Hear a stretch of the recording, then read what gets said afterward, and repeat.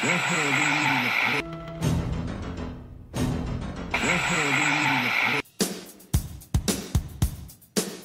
sacrifice, dogs and cats living together, mass hysteria. That's it, man. Game over, man. It's game over. What the fuck are we gonna do now? What are we gonna do?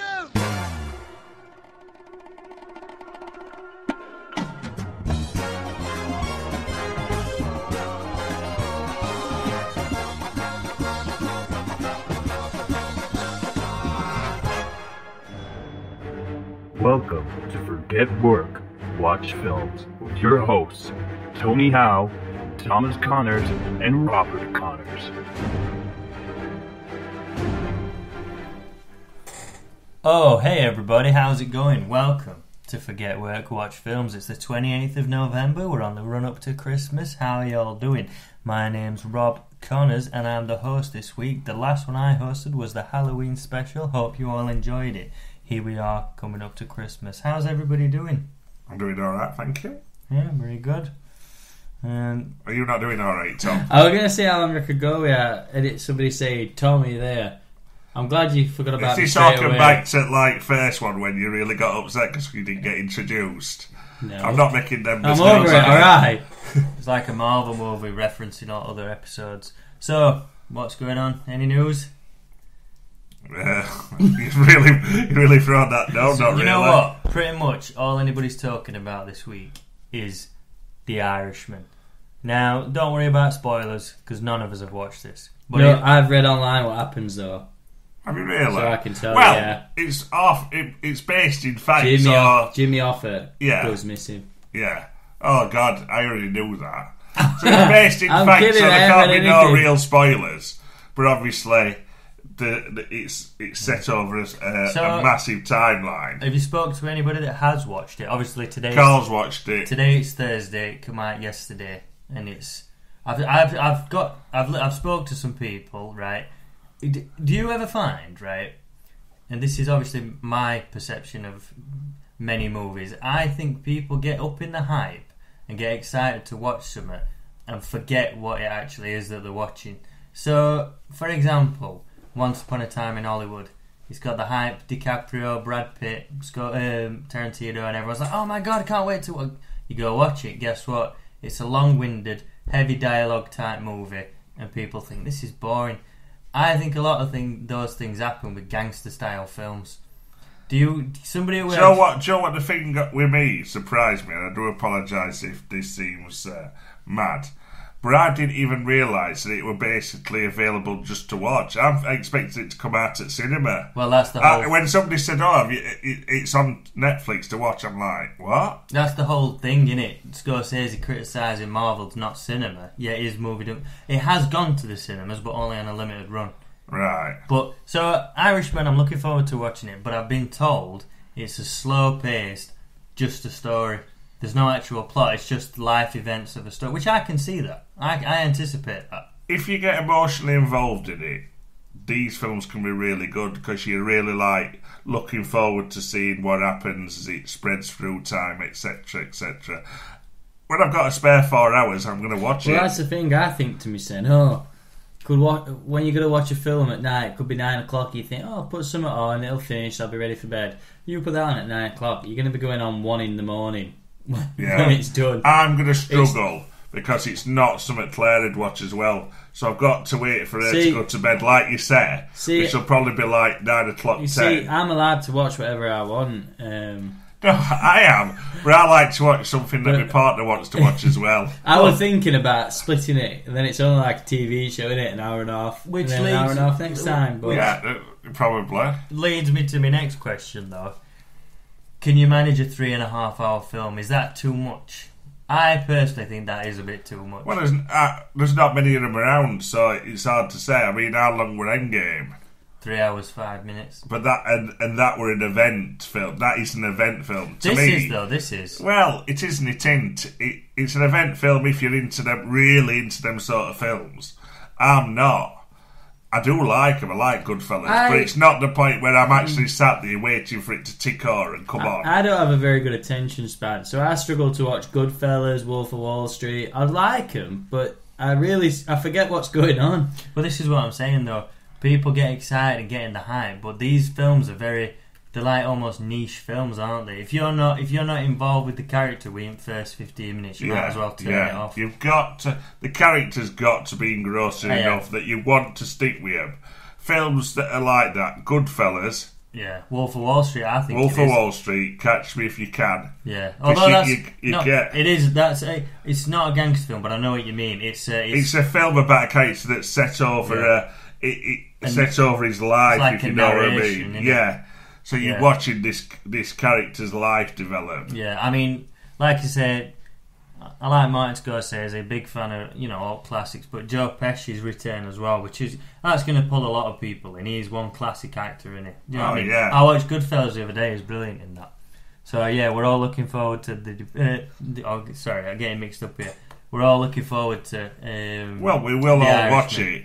One of my favourite movies is The Departed with DiCaprio. If anybody's not watched that for a while, go and watch that. That is incredible. Jack Nicholson. Yeah, it's a good film. To tell you the truth, I can only remember snippets of it. It's fantastic. So, like, what happens to characters recently, and stuff like that. But you know, when I watched it, I had Wikipedia up with plot, and as the film progressed, I read a bit more at plot, just so I was really up to date with what was happening. Because there's a lot of like double lives in it, and it's easy to get a bit lost. Well, it's double crosses, isn't it? Yeah, but So yeah, we're all looking forward to that. I hope everybody else is looking forward to it. And if you enjoy it, let us know. If not, let us know. Whatever. Right. First proper topic of mine this week, right? And I think this will be interesting just to get our points of view, because we're all one of the main draws of this day and age, I think, is musical biopics. Would you say? Would you agree? Or different people have won Oscars? Well, look, who currently holds the Oscar for best actor, best male actor? Who won it last year? Well, earlier this year, Rami Malek for his portrayal of I forgot, which I didn't think were Oscar worthy. I mean, so let's carry. I think. So I should know this, but God, there was a film I watched, and I remember thinking they got robbed because Rami Malek won the Oscar. What were it now? I'll think about that. So basically, musical biopics are the new people. Well, they've been around for a bit in different shapes, ways, and forms. Do you know what I mean? I remember Joaquin Phoenix Walk the Line. You know what I mean? There's always been. I was just going to bring that up. That was a big Oscar-winning film. But basically, I'm dilly-dallying. Sorry. The producer of Bohemian Rhapsody, which has just obviously been released this year, won some Oscars, has announced he's working on a Michael Jackson biopic. Is that something you'd be interested in? Yes, very much. I think now I'd like to see something. See, we love Michael. Now, there's all this stuff about where he went, drugs, throw in, by doctor, how he died, this, that, other. Before we start, by the way, I just want to say, Michael's family, the Michael Jackson estate, have endorsed this. So it's got his full back catalogue and his music, and now the argument is, or the debate is, should they include the negatives as well as the positives? Will they sugarcoat it? Will we see everything that we should see? What do you think? I think they should cover everything.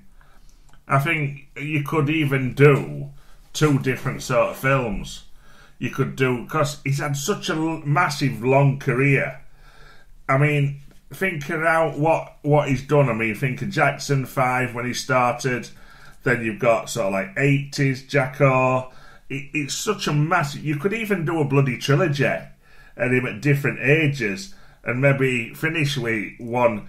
I mean, it depends, because sort of like these two films lately, the one you've mentioned, Bohemian Rhapsody, and then you've got Rocket Man, two very different sort of films, but they both covered the negatives of those characters, which were from their sort of like being manipulated, drugs... Yeah, but failed relationships, issues with family. But neither of those things tarnish the legacy or nearly ruin their careers? No. I think HIV ruined Freddie Mercury's. But where Jacko's... No, it didn't ruin it. I don't think he was ruined, because I think the problem with Jackson was, near the end, he was, even though he was massive, his music wasn't as good as that time of Thriller, Bad, etc. When he sort of like got later on and as music developed, even though he was still releasing albums and stuff like that, the songs on them weren't as good as those songs. So I don't think his career was tarnished. I think his career was like certain people's, even like Elton John's and that, and you're just not as strong in charts. Does that mean your career's gone down? No, not really. You're still an icon, but your music will not be picked up by that younger generation. Think of some of the music that you've heard and these albums that have been released after his death. Them songs aren't fantastic, are they? Well, they're not his, are they? Right. You know what I'm saying, though? Yeah. Do you agree or disagree? I don't actually agree with anything that's released posthumously. If it's not got their blessing, I don't get it. No, but do you agree with the fact that he sort of like, he was peaking a certain era, and then maybe once he got into... Yeah, but this the thing is, right, and this is a hard line, this, because we'll run out of the debate of his biopic movie, but if he's worldwide famous from the age of 6, so what if he takes a break at the age of 40? He's accomplished everything he can. Yeah. But what you were saying is that thing ruined his career, and I don't think it did. Yeah. I think it. Well, it did. I think it. Do you know what has ruined his career for me? Go on. Leaving Neverland. Because now you're mixing him up with Peter Pan. No. If you... This is obviously the controversial... I want to give my opinion on the Michael Jackson film in a sec, 'cause I feel like we're going a bit off topic. But you're talking about bad press ruining his career. The average person who's not a massive Michael Jackson fan, but then can take him or leave him, they watch this documentary, say, let's pick, I don't know, Sharon from Barnsley, middle-aged woman. She watches this documentary, takes everything as gospel because these two blokes are laying it on the line clear as day for her. Instantly, she then believes everything's true. So then his legacy is tarnished by people who watch it. That's his legacy, not his career. Well, it's I think when you looked at it, even though his record, he'd still got that massive fan base, and that final tour, everybody was clamouring for tickets for that. Oh, yeah. That didn't affect that in any way, shape or form. Do you know what I mean? He was still going to sell out and make millions. But now he's not there to defend himself and come back. And but this documentary's aired, and now everybody 100% believes. Anyway, in terms of the film, this is my 2 cents on it. I just... Trip me these things, by the way. I just think about it. I just think, what a load of shit. Yeah. Because I've seen Rocket Man and I've seen Bohemian Rhapsody, but as everybody probably knows, I am, or perhaps were, a die-hard Michael Jackson fan. Big time. So when I watch this film, the problem that I know I'm going to have with it is, one, they're going to need so many different looks for the actor, so God knows who's going to play him. But even then, when they show him performing and do Motown 25, there's no way the actor's going to be able to dance like he could. You know what I mean? So Taron Egerton, or whatever his name, in Rocket Man, played the piano and sung, and he learned to sing like Elton John. Nobody can do that with Michael Jackson. Yeah, but can I just say, nobody can do that. The makers will probably know this. So they might use old footage. They might use footage we've never seen before. They might integrate CGI, blending it. We don't know. Now, there's a lot of facts I know about Michael Jackson, which, if they address in this film, will be very interesting. So, like, he got addicted to painkillers from the accident with the hair when it got set on fire, and that's what started. And then he had he lost all his hair, so from then on he basically wore a wig the whole time for decades. So if all that's in the film, I can imagine it will be interesting to the layman who doesn't know all this, like for me in Rocket Man. but they're really, really going to have to nail this film. So where would you rather him come at this film from? Would you Not rather him make come it. at a sense of a tribute? Would you like him to do more stick to reality Bohemian Rhapsody? Or would you like him to do a bit more where it's sort of like took out a reality like Rocket Man was, where it's more a musical? Well, do you know what? I'll tell you what I think. I would rather him do a film which is celebrating the music of Michael Jackson. Like the that is it. Michael Jackson, The Life of Not an even Icon, about his that life. came out on DVD. I'm not even bothered about his life. Yeah. Only thing I'm bothered about is his music, and that's what I'd like but to what see. you've just said has been done 1,000,001 times. There were a Channel 4 documentary. Oh no, it ran in America, and they brought it on over here. Michael Jackson from Off the Wall to Bad, or whatever it was called. No, from Motown to Off the Wall, and it was amazing. But it's all been done. There's nothing that they can bring out now and show you that has not been shown 1,000,000 times before. Know, the only thing that concerns me with this kind of film, right? So Rocket Man was heavily produced and probably written by Elton John. He was involved, weren't he? Yeah. Obviously, Elton John's still with us, still going. God rest his soul. Queen was behind Bohemian Rhapsody. Freddie's gone, but Michael Jackson has gone. So, in my eyes, who is making this film and what angle will they go at? Because I think no matter what angle they take, they can't win. So let's say we get rid of all these paedophile allegations, you were clean in court. They might go into it a little bit. People come out and say, oh, you've just covered it up, you've made him out.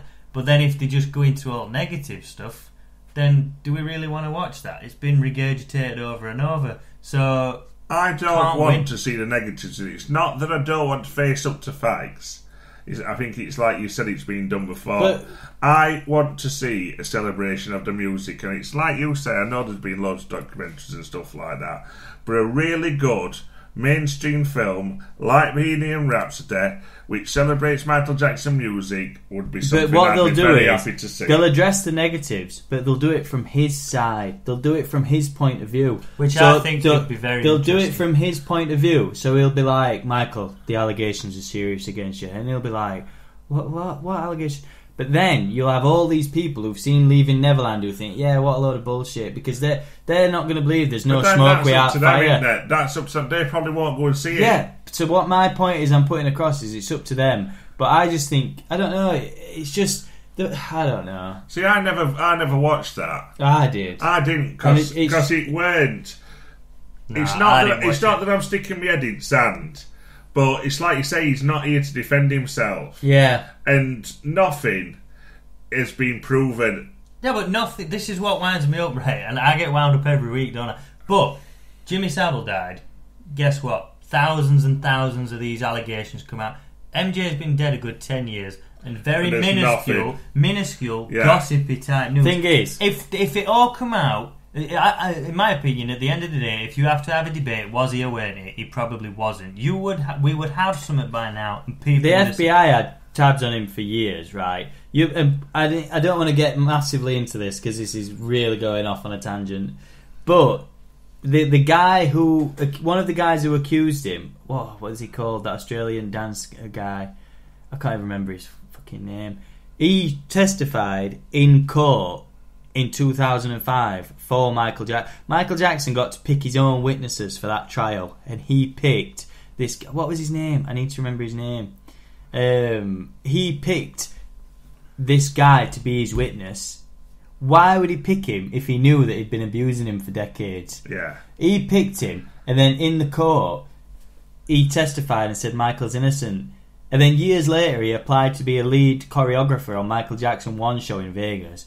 Didn't get it, and then a year or two later, come out with all these allegations. Wade Robson. That's him, Wade Robson. So for me, if he testified in a court of law under oath, how can he then come out years later and say, "Oh, this is true"? And when asked about that, he said that it repressed him at the back of his mind, and it weren't until the memories came to the. But can I just obviously, you're saying you want to see the point. Don't forget, Michael Jackson was the first black artist ever played on MTV.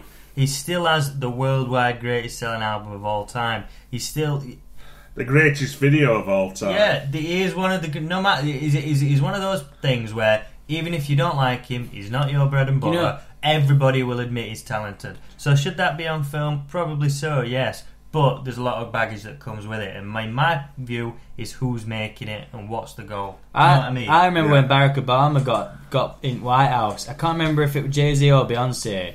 That when Michael Jackson died, they actually said that they believed that Michael Jackson opened the door that eventually led to a black president, because he made black mainstream. Yeah. Do you know what I mean? It was cool to be black. And I think end of this discussion now, but obviously mixed opinions. Can I just leave it on that by saying I will watch it when it comes out. I don't think it's necessary for it to be made, and it's definitely going to divide opinion, but I will watch it. So mixed feelings from us that forget we watch films. I'm intrigued. I'm not saying I'm looking forward to it. I'm just intrigued. You know what I mean? If it's done right, I'll be well happy. Yeah. So, next topic for me this week, and I don't want to wind you up with this, Tony, but I know we mention it quite often. But you'll hear... No, just listen me out. We mention Ghostbusters 3 quite often because we're looking forward to it. But whether you're looking forward to it or not, this is just like Bill and Ted 3. It's a big movie coming out next year. Original cast are coming back. The original writer and director's son is taking the reins. He's coming, and it's looking like it's going to be very, very interesting. But I don't know if anybody out there's heard this yet. But are you aware of the latest supposed title, which I think looking like it is confirmed? It's looking like it's legit. Obviously, you don't know. Stuff. I ain't got a clue. So the suggested title, which is cropping up on it, what happens is it crops up on toys, media, and then they try and cover it up. It's leaked in a few places. So the title of the new movie, allegedly, is Ghostbusters Afterlife. So what are your initial thoughts? My initial thoughts are Resident Evil Afterlife. I don't know why they just don't call it Ghostbusters 3. Now the problem for me is, unless they make it clear in the trailer, which I am checking every day for, unless they make it clear in the trailer that this is a sequel to the first two, you can't let the general public who are not that clued up on films think that it's in any way related to 2016 Ghostbusters. Yeah. So the only way to do that for me, the foolproof way, is to call it Ghostbusters 3. Can I? Yeah. One thing that worries me a little bit. So is it tentative title? They call it. The title of now, what they've said, is Ghostbusters 2020. And do you know what that completely reminds me of? Blues Brothers 2000. Oh, God. Do you know what I mean? Yeah. Which both produced by Dan Aykroyd. I don't... Any film that you put a year to dates it straight away. It does. Dates it and just makes it horrific. I can think of a good one. Joe, why did not... Go on. Blade Runner 2046. Well, you liked it. One day it'll be dated. Won't it? Yeah. The reason why I think they've done that is because of that other Ghostbusters.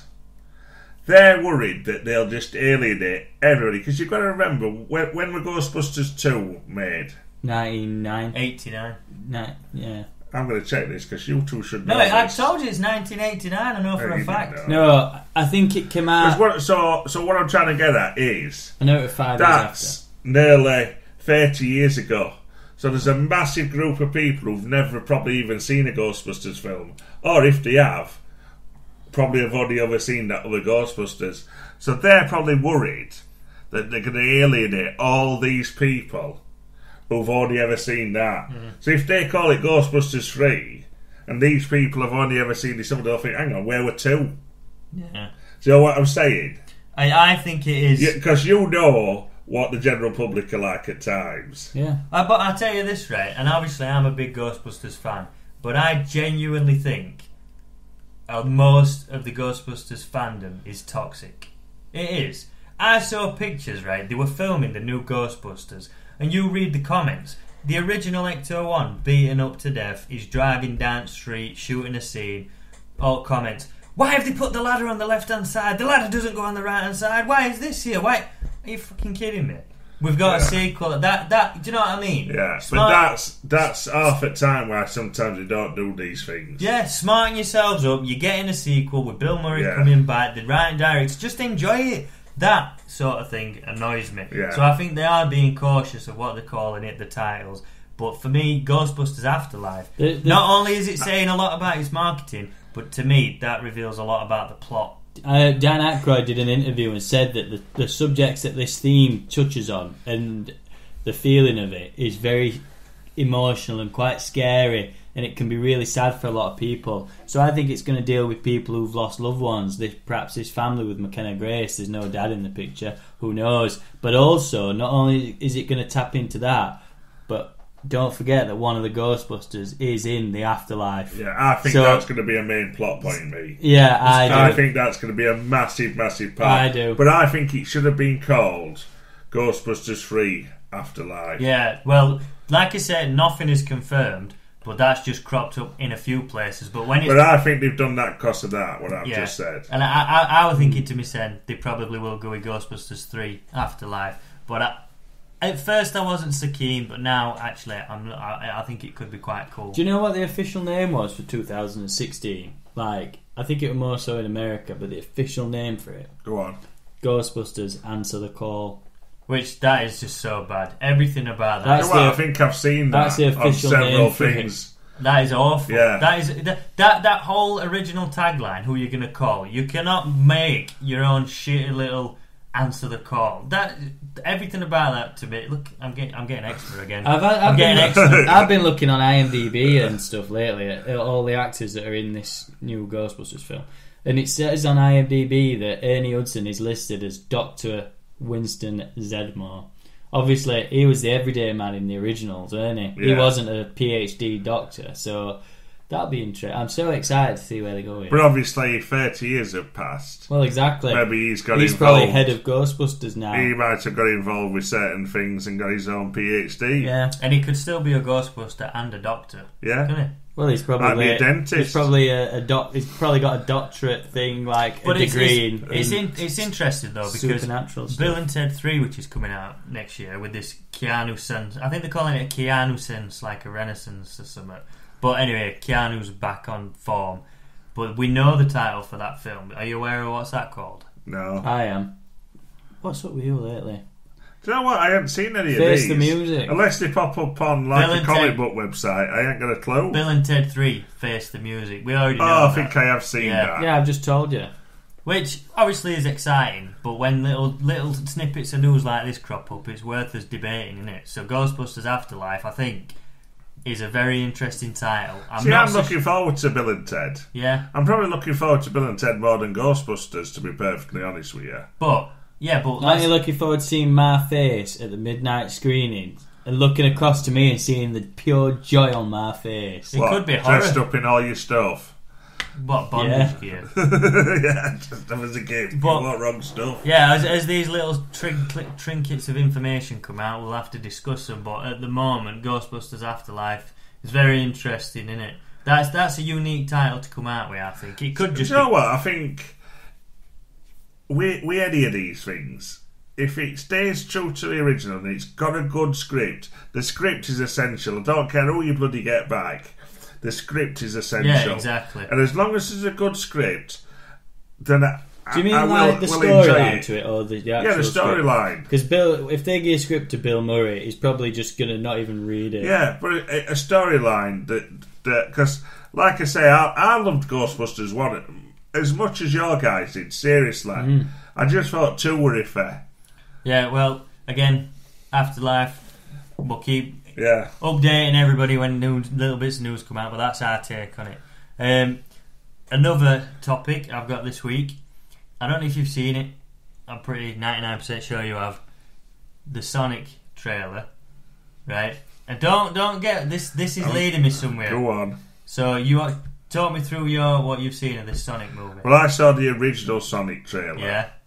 And I just thought, but what is the point? But so they made this character, it looked terrible, and people kicked off and they redid it. So the goal is a live action movie, yeah? I don't see what the aim is. No, well, they might as well do Tetris bloody movie. Well, they did in that. Yeah, again, pixels. But the goal making these CGI blended with animation type movies, they're done to death now, aren't they? Yeah, but is it can you dig Sonic up? Do you know what I mean? Yeah, it's not a game that's got a lot of depth. It just runs around. Let's be right. They brought out an Alvin and the Chipmunks movie. They brought out a Garfield movie. When these initial trailers for those films came out, if the characters didn't look right, who gives a shit? It's a crappy kids film. I've never watched any of them. That's what I'm saying. But they're not aimed at me. No, well, this is where I'm going with this. So I want to talk about a movie which I think, in my eyes, is one of the greatest sort of this genre ever made. So what I'm going to do now is I'm going to play you a small clip,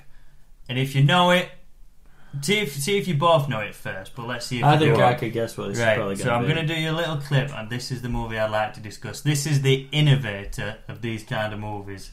You ready? Yeah, go on. Remember me, Eddie? When I killed your brother, I talk.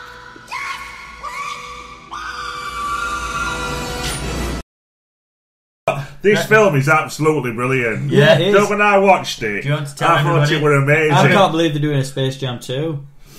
No, I'm kidding. So what, you were worded it to me, and I didn't have a clue I was what you were whispering to wording. you. I knew what it was going to be. No, forget, well, I didn't know hold what you on, were whispering, but I know what it is. Our mics were muted when that clip played, so would you like to tell everybody what you think it is? It's Who Framed Roger Rabbit. Which, come on, let's talk about that film.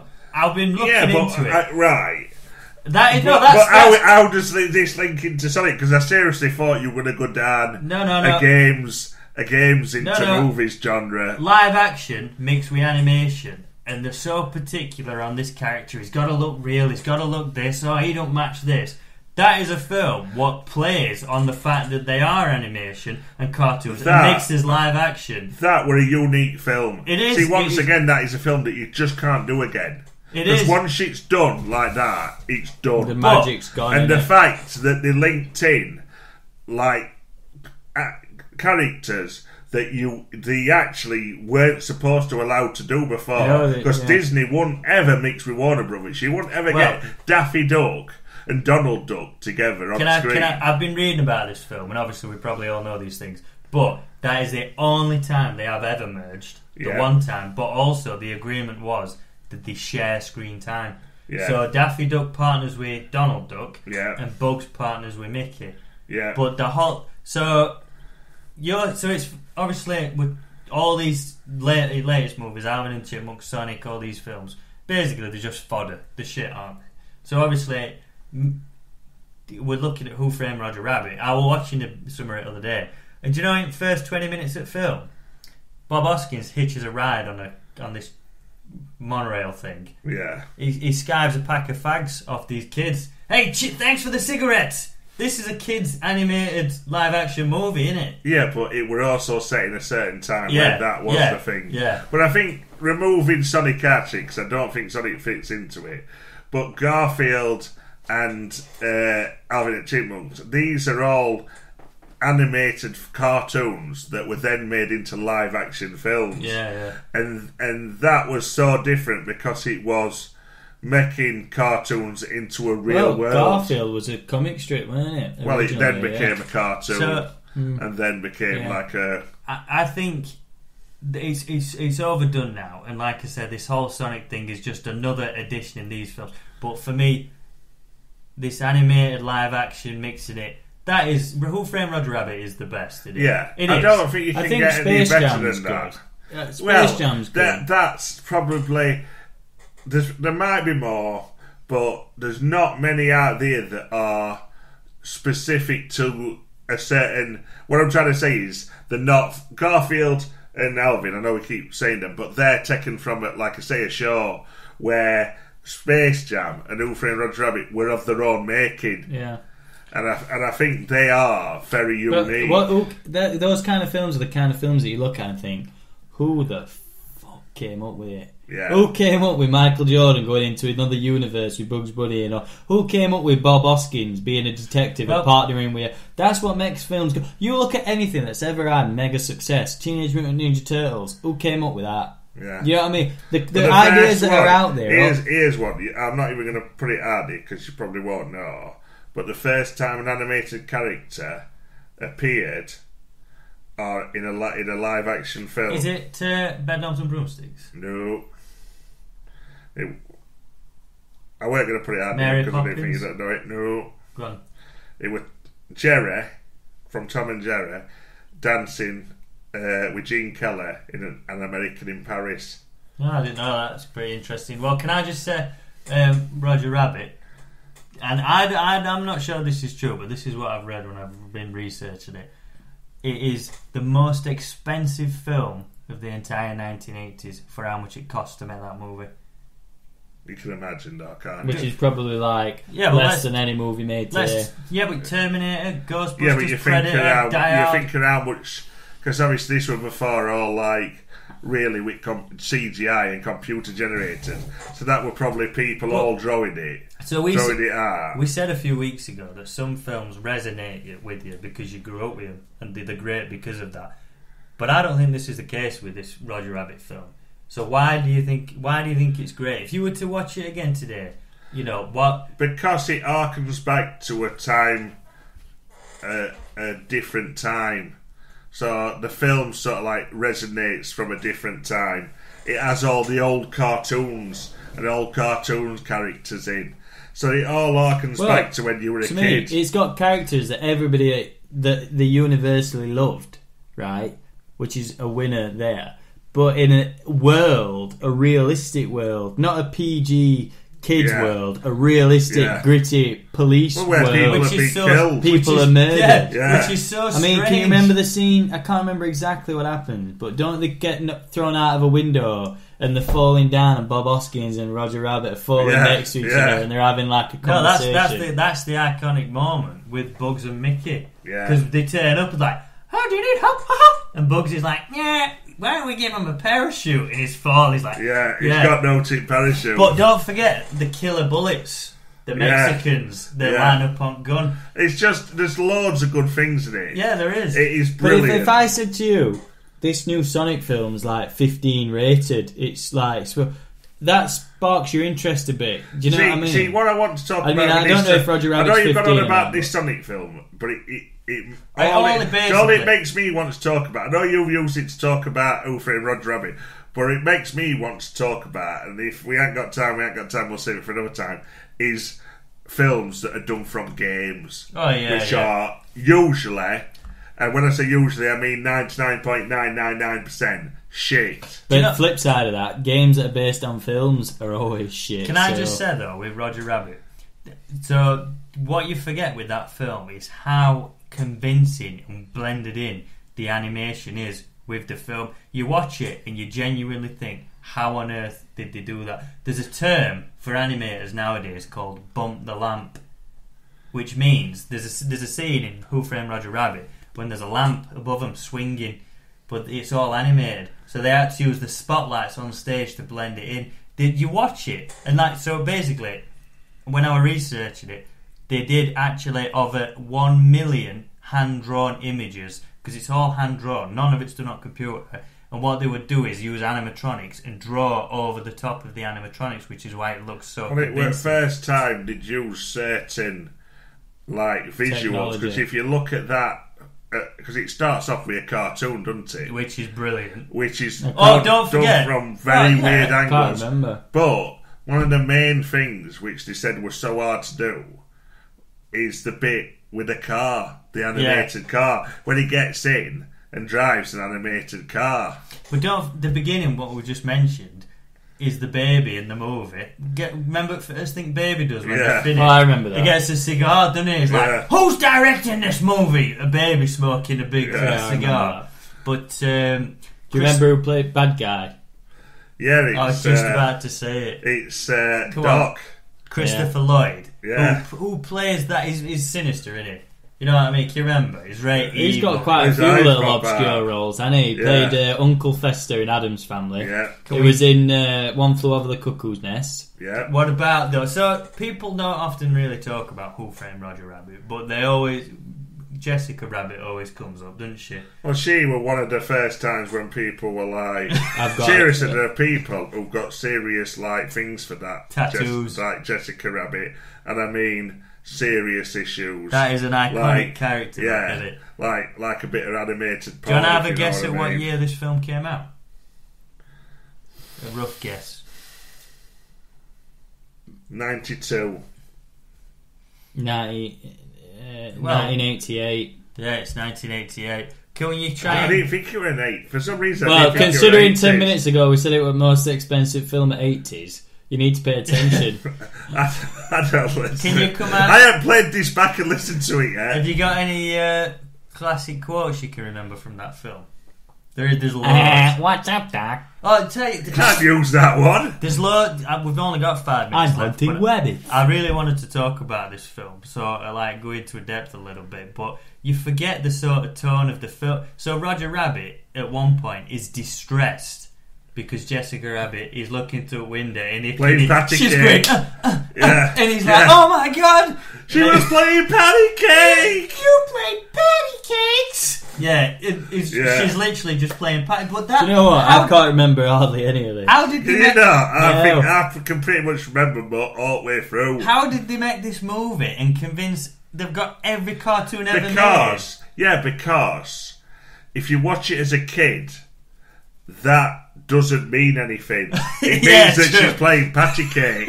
Yeah. But when you watch it as an adult, You think, it's like, Jesus. well, what? Put it this way, it won't. Eh? It doesn't often come on. Jessica Rabbit. Come on at 2:00 in the afternoon, does it? But No, there's, I think it does because Well, maybe so. it's one of them clever things that's aimed at different generations. Do you know a and classic? different things mean different to different You generations. know what? The thing, Right, you know it's a what as brilliant well. I mean, film. I don't know. Bob Hoskins was a really good actor, and I felt like when he died, there were no massive impact. It He just is- seemed to be one of them things where, Yeah. do you know what I mean? All of a yeah. sudden he was dead, and that were it. He did some great. He's films. excellent in that film, though. Isn't he? Yeah. Can you remember? Well, he's perfect for that It role, is. isn't A he? classic quote that I remember is what he always says: "I hate tunes. Yeah. I hate tunes. I hate tunes." And when Killed you his Oh, brother. just yeah, I was Killed going to his say brother. he's had some personal trauma, hasn't Yeah. he? Too. There was But isn't it? brother got murdered. Piano got dropped on him. Yeah. Yeah, you know what though? There's a bit when he first turns up to Hollywood and he's a bit like jilted, and someone says, "You all right?" It's like, "Yeah, it's the closest I've been to Toontown in a while." Yeah. And you're saying, I hate tunes. Yeah, but yeah, Do anybody? you know what film it kind of reminds me of as well? I'm just thinking of a detective in a police station with an animated character. Last Action Hero. Yeah. Yeah. You But that remember was sort of for thing about 2 with that seconds. cat, that's Danny DeVito, isn't it? Yeah. Yeah. Do you know what they call the stuff that they put him in? To like Oh yeah. erase Oh, them? what's it called? The acid. Fetch the dip. Yeah. Called Yo, dip. look, when he's burning them. Yeah, with there's that little shoes. Yeah, and it's like screaming for its life. Ah! No, that people should go and rewatch. I like that. the bit where it's like, because obviously a major part of sort of like, if you remember Roadrunner, where all these things he gets from Acme. Oh yeah, And then they go to that warehouse, Yeah. it's Acme stuff, and it's all stuff Yeah. that are falling. When they're having that fight, it's all stuff out of that, like singing swords and Do you remember stuff. that where he's like, "Take the drink." I don't want a drink. You do. I don't. You do. do. You don't. I do. Yeah. So he gets Roger Rabbit pissed Yeah. and just goes mental. Right. People should go back and rewatch that film because I promise you forget how well it's. Some people have never seen I it. bet there's people who've not seen It's it. not dated. It is absolutely unbelievable, and it is a brilliant film. So we've only got a minute and a half left. So next week will be December. And I'm hosting. So we're going to be And I've obviously, already got some topics. we're going to be opening the door for Christmas. So if anybody, We're gonna step into Christmas, step into Christmas. Step into- and I'll tell you what's annoying. We've already started on radio. Tony's hosting Christmas special, right? And he Not the hates- Christmas special. Well, sorry. I've got like another how many weeks till Christmas? Sorry, you're opening the door to Christmas is what I Yeah. meant. But he hates the Muppets Christmas Carol.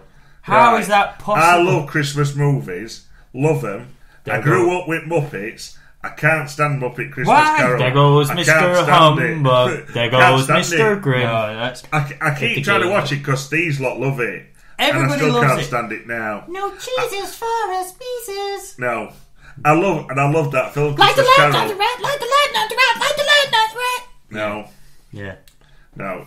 but It's shit. no, it's a brilliant film. Marleys were dead to begin with. But you know what? If there's any Christmas suggestions, anybody wants to hear our thoughts on a Christmas classic, Hey, we've already watched the Christmas film, haven't we? After the last podcast. Yeah. Die Hard. We watched bitch. Die Hard, which has now been officially placed as a Christmas movie.